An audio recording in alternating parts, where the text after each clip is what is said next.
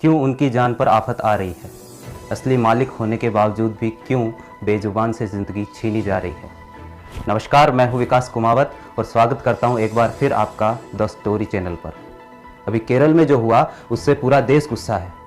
एक गर्भवती हथनी खाने की तलाश में शहर की ओर आ गई, जहां कुछ शरारती तत्वों ने उसे पटाखों से भरा अनानास खिला दिया, जो हथनी के मुंह में फट गया और राहत पाने के लिए हथनी पानी में जाकर खड़ी हो गई और 3 दिन तक खड़े रहने के बाद उसने दम तोड़ दिया। हम पूछते हैं, आखिर क्या कसूर था उस बेजुबान का जो उसे ऐसी दर्दनाक मौत दी गई? हर साल पता नहीं ऐसे कितने ही मामले सामने आते हैं जिनमें बेजुबान जानवरों पर ज्यादती की जाती है और हमारा प्रशासन आंखें मूंदे देखता रहता है। बेजुबान जानवरों पर ज्यादती करने वाले ऐसे लोगों पर सख्त से सख्त कार्रवाई होनी चाहिए। अब आते हैं आज के मुद्दे पर, और मुद्दा है पीएम केयर फंड, यानी prime ministers citizen assistance and relief emergency situation fund, जो 28 मार्च 2020 को कोरोना महामारी और भविष्य में ऐसी ही किसी और महामारी से निपटने के लिए बनाया गया था। इस ट्रस्ट में रक्षा, गृह और वित्त मंत्रालय शामिल है और ट्रस्ट के चेयरमैन हैं खुद प्रधानमंत्री नरेंद्र मोदी। एक आरटीआई एक्टिविस्ट है श्री हर्ष कांदुकुरी। इन्होंने 1 अप्रैल को पीएमओ से आरटीआई के तहत पीएम केयर फंड के बारे में जानकारी मांगी। इन्होंने एप्लीकेशन में पूछा कि पीएम केयर फंड का संचालन कैसे होगा और सरकार इसके लिए क्या नोटिफिकेशन और सर्कुलर जारी कर रही है। आपको बता दें कि आरटीआई के तहत किसी भी पब्लिक सेक्टर को 1 महीने में जवाब देना होता है और यदि 1 महीने में जवाब ना आए तो पुनः याचिका दायर की जा सकती है। पीएमओ ने 1 महीने तक हर्ष की आरटीआई का जवाब नहीं दिया तो उन्होंने पुनः याचिका दायर की।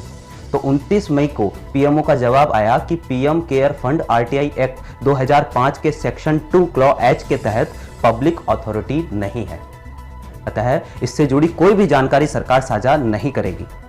जितनी जानकारी सरकार को साझा करनी थी वह पीएम केयर्स की वेबसाइट पर कर चुकी है। यह तस्वीर जो आप देख रहे हैं ये हमने हर्ष के ट्विटर अकाउंट से ली है। तो अब ये पब्लिक अथॉरिटी क्या है, इसे समझ लेते हैं।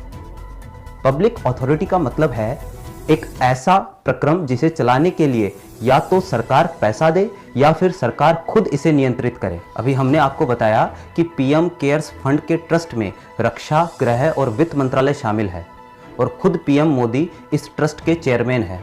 तो ऐसे में सरकार का यह कहना कितना सही है कि PM cares fund public authority नहीं है? आरटीआई पर सरकार का यह जवाब इस फंड की पारदर्शिता और सरकार पर जनता के भरोसे को खत्म करता है।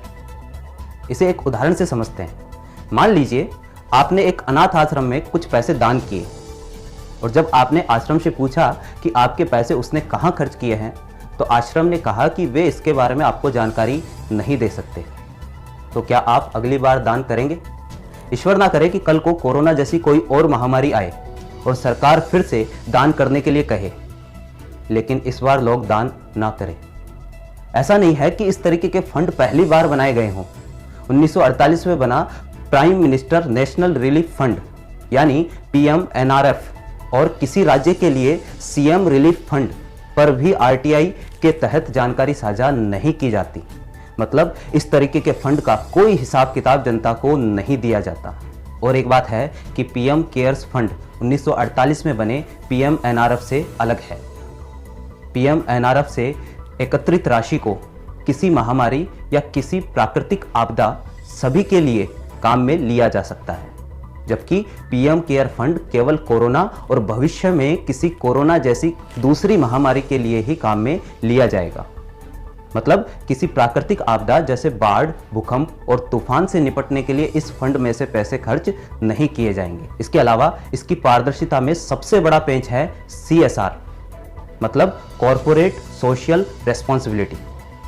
अब ये क्या है?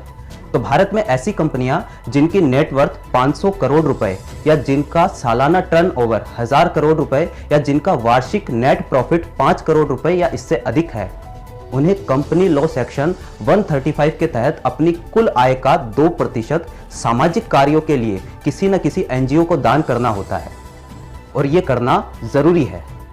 इस राशि को सीएसआर कहते हैं। तो सरकार ने ये कहा है कि ये पैसा कंपनियां इस बार पीएम केयर फंड में डालें और 30 जून से पहले यदि वो ऐसा करते हैं तो इनकम टैक्स अधिनियम 1961 के सेक्शन 80G के तहत इन्हें इनकम टैक्स में भी छूट मिलेगी। अभी आपने बड़ी बड़ी कंपनियों के बारे में सुना होगा कि इस कंपनी ने 1500 करोड़ रुपए का दान दिया है, इसने 500 करोड़ का दान दिया है।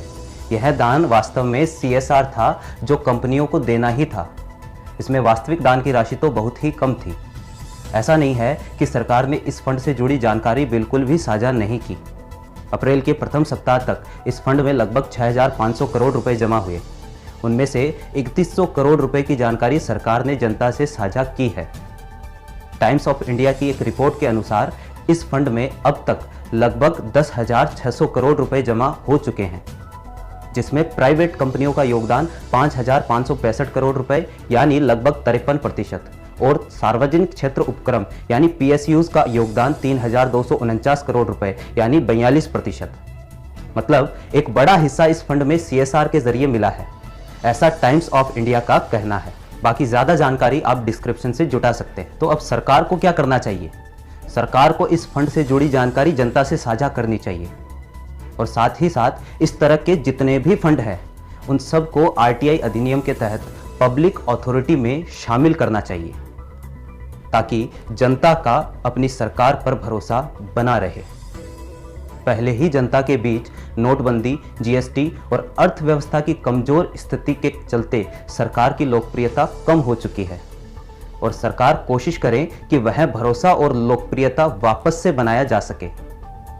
यहाँ एक चीज हम आपको बता दें कि हमारा उद्देश्य किसी भी सरकार को क्रिटिसाइज करने का नहीं है।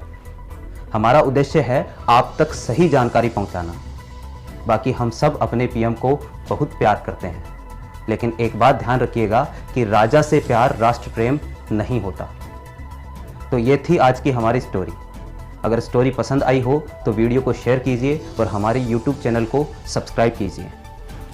धन्यवाद।